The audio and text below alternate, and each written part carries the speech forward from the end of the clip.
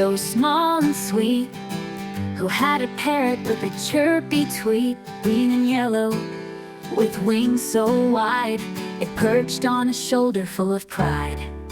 "Hello, hello," the parrot would say, talking and laughing all through the day. The boy would giggle and clap with cheer, his little parrot was always near. They shared bananas and berries too. The parrot would squawk, "I love you," flying in circles, and made the boy smile. They played together for a long, long while.